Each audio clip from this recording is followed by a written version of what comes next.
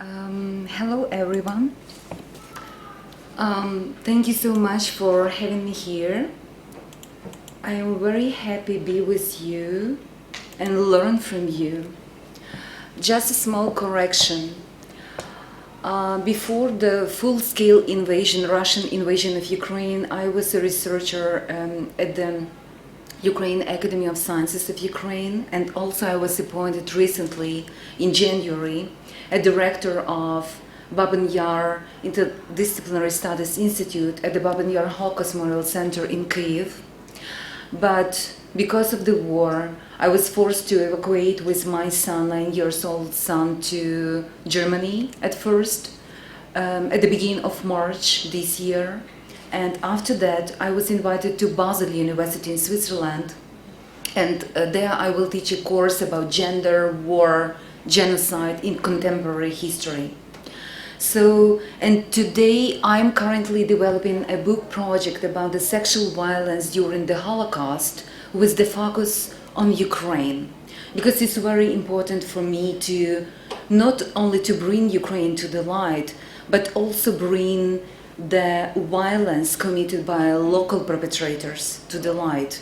Because many studies actually connected to the sexual violence during the Holocaust touch upon German perpetrators in terms of, political goals of Third Reich, racial policy, military goals, but we know little about local perpetrators, those who were classmates, those who were neighbors of many Jewish girls and women who were raped by them and often killed. So this is my aim, and this is for which I'm highly criticized in some circles in Ukraine, especially nowadays. But I am very grateful for this opportunity to speak to you in this safe audience and to share with you my knowledge and my experience of studying this very difficult topic. So as you know, after the full-scale invasion of Ukraine after 24th February, different international and Ukraine organizations, UN, Amnesty International, Human Rights Watch, and other organizations report on sexual violence in Ukraine, mostly perpetrated by Russian soldiers. Different units, including Chechens, including different units. And many of my dear friends who are women's rights defenders, who are lawyers, now are helping those women. They developing a network of help, they provide medical support, they provide the right to perform abortion and get rid of those products of rape, wartime rape. Because for many women, it's like a torture to bear in you the product of rape. But also, yesterday I asked my friend, who is a lawyer in Ukraine and is the chief of one women's rights organization in Lviv. I asked her, do you provide the legal advice to those women who are seeking justice? And she responded, it's not enough time, it's not enough distance from these events. Those women are highly traumatized. And the main issue for them nowadays is their personal security and the security of their children. So they have still their struggle for survival, because their territories, their homes, in many cases were occupied and now still occupied, so they flee this territory. And this pattern, so I want to stress that the silence in general is very present in this topic. Women are reluctant to talk about this for many reasons, due to stigma, due to fear of distrust, due to fear of reaction of their husbands, of their beloved ones, of their community members. They fear to be blamed for what happened to them. And this is what we see actually in the case of Holocaust survivors. We see that many women, after the liberation, I put in quoting marks because you know that in Ukraine it was a controversial question, like in many other countries, because we faced another Soviet occupation with the harsh repressions. So in many cases, after the liberation, female survivors, especially female survivors, were not willing to talk about their experience. But many of them actually were summoned to the Soviet crimes courts, war crimes trials as witnesses, and they were asked mainly about their neighbors, those who were collaborators, those who were Nazi helpers in the Holocaust, and those who perpetrate anti-Jewish violence during the war. So today I will talk about the testimonies given by those women during the Soviet interrogations. We have many peculiarities of those testimonies. They are not common testimonies because those testimonies were not written by women, by their own hands. Those protocols were written by Soviet interrogators with this Soviet Aesopian language, мирное советское население, not Jewish people, and other, without, of course, word of Holocaust and other things. And that's why these pose a huge challenges for us as a historian, as a scholars of those testimonies, because we can trace what words exactly used by women when they describe the violence experienced by them. And we sometimes we see that many women were very limited in, so they had a small room to provide their testimonies. They were often interrupted by Soviet interrogators. Many of them were not willing to hear those stories. So let me say a couple of words about war crimes trials in Soviet Ukraine. The large-scale persecution of war criminals in the USSR started in 1943 with the public trials against Germans and their accomplices in Krasnodar, Kharkiv, and other territories. And this April decree, the name of this April decree you see on the screen. This decree was about изменники Родины и их пособники, traitors of the nations and their accomplices. But when Soviets developed this legal framework, they didn't mention sexual violence as a separate crime. So the separate crime could be considered under the term насилие над населением, violence against the population. Two types of courts were established: военно-полевые суды, field courts martial, and frontline divisions and others, and tribunals for divisions, corps, armies, and so on. And I should stress that many thousands of collaborators in Ukraine actually were put on trial. And as you know, it was common practice in the Soviet Union that one man could be put on trial twice or even 3 times for the same deeds. And it was the case in many stories about the Ukraine perpetrators. So in most cases, I read hundreds of these criminal cases against Ukraine collaborators in different Ukraine former KGB archives, and only small % of them contains testimonies about sexual violence perpetrated during the Holocaust and World War II. But in most cases, those testimonies are given by Holocaust survivors themselves and by non-Jews, their neighbors. Only small number of these cases contains female survivors, Holocaust survivors themselves and their testimonies. That's why those accounts are such important, because they are really rare, but they are vivid examples of what happened to women during the Holocaust. And for example, in this screen, this is the image of one of the local perpetrator, Alexander Nastashenko, in Genichesk, Kherson Oblast. Now Genichesk is occupied by Russians.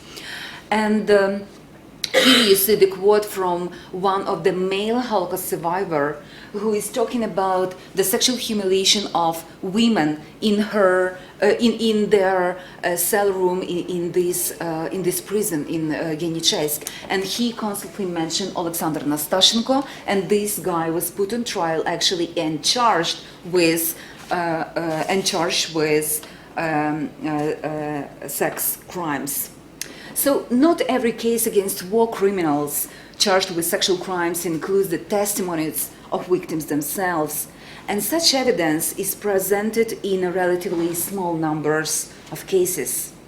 Among those who survived, not everyone was probably willing to testify about sexual violence for various reasons: feelings of shame, guilt, fear of condemnation, and distrust.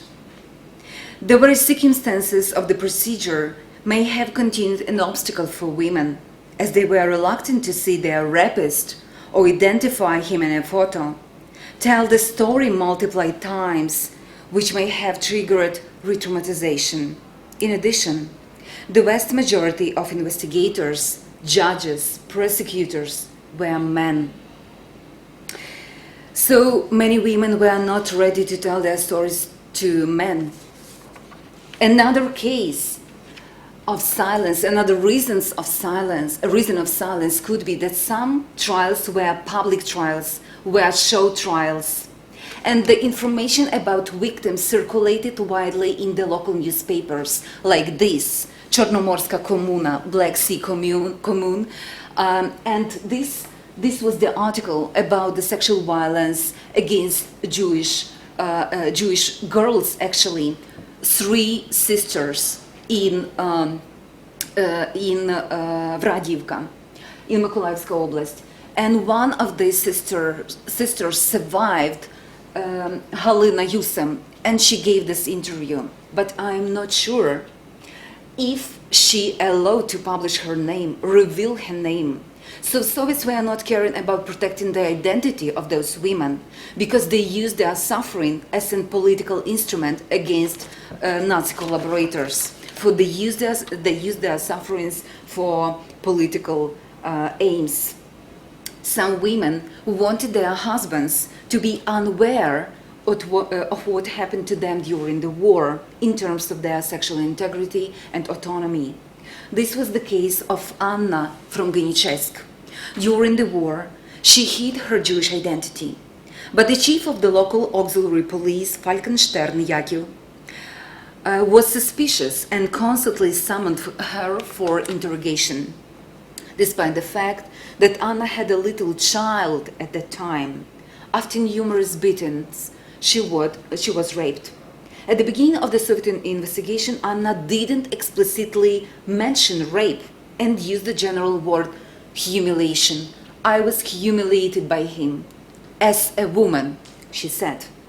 But during one of the interrogations, she actually acknowledged that she was brutally raped by Falkenstern.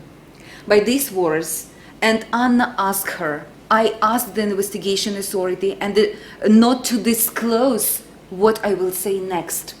So her husband at that time was not aware of what happened to her.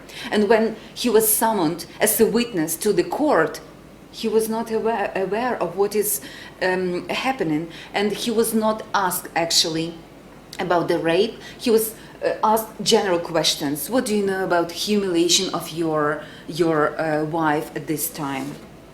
An important characteristic of rape victims' testimony was the emphasis on the demonstrative nature of certain sex crimes.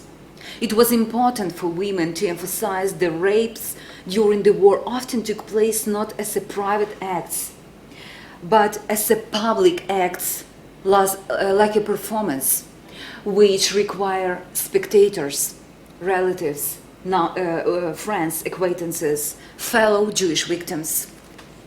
The victim's emphasis on the presence of witnesses during the rape may have stemmed not only from their pragmatic intention to help the investigation find additional evidence of the perpetrator's guilt, such as other people's presence. It may also attest to a major psychological trauma following the public act of sexual humiliation. On the one hand, the presence of other persons during rape was a source of additional shame for the victims. It intimidated women who witnessed the act and humiliated the men, emasculating them, showing them you are not able to protect your women. And this is the very vivid case in this regard. In this special case, this is about a Dnipro region. This is about the Jewish agricultural colony near Lebanon, and almost all Jews there were exterminated.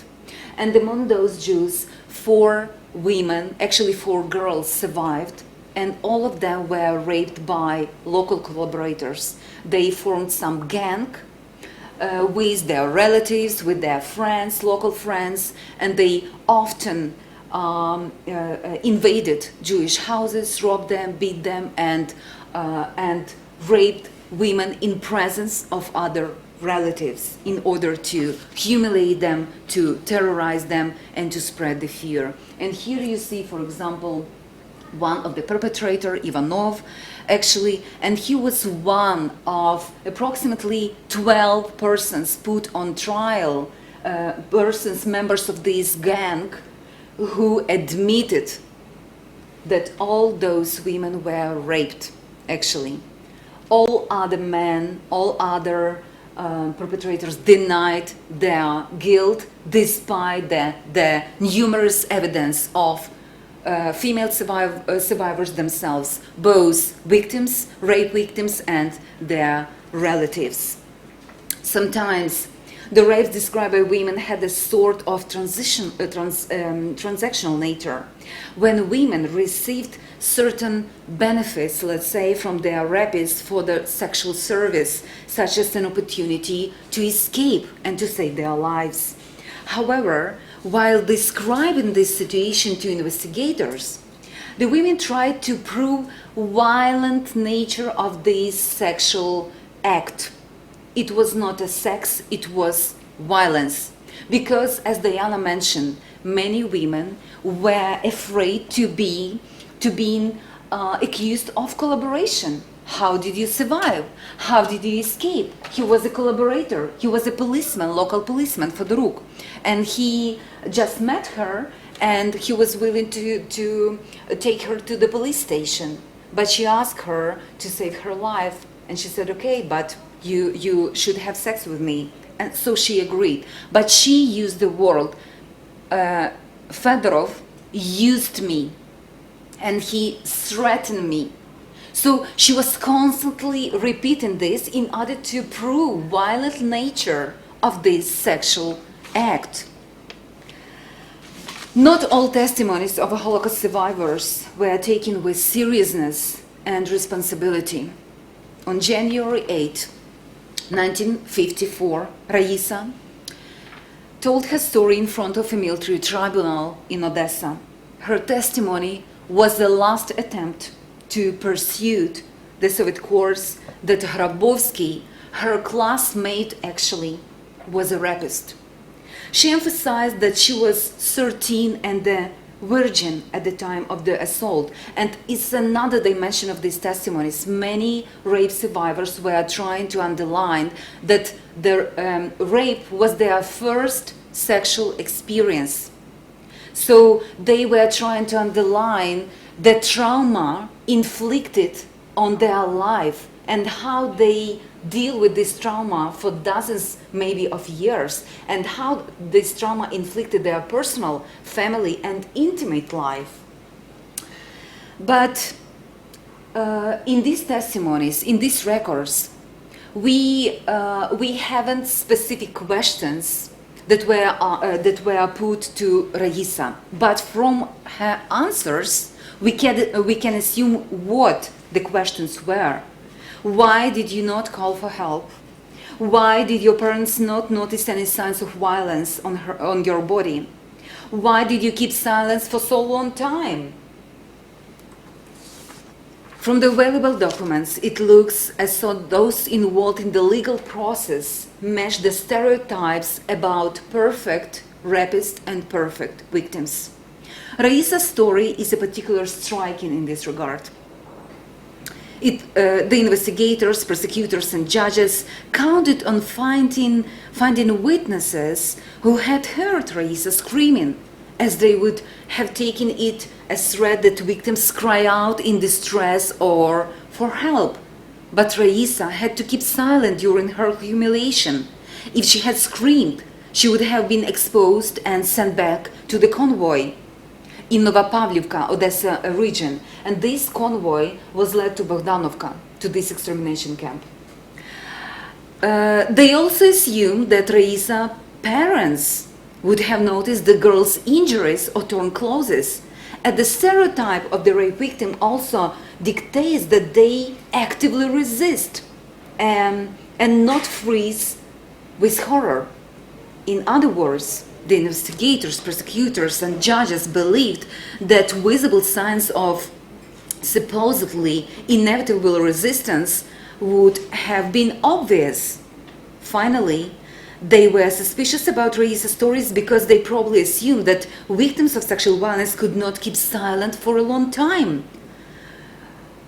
The prosecutor said in his closing speech that Hrabowski's guilt in raping Raisa has not been proven, as evidence given by Raisa was contradictory, and the circumstances under which the rape was committed caused doubt. Hrabowski was sentenced to 10 years in prison for betrayal of the nation, but the verdict did not contain any reference to the rape. The long-term effects of rape and the secondary traumatization of the rape survivors is very vivid in the case of Clara. Here you see Clara in the killing sites. This is the outskirts of Bar in Vinnytsia region, where her family members were executed by Nazis and their local helpers in October 1942.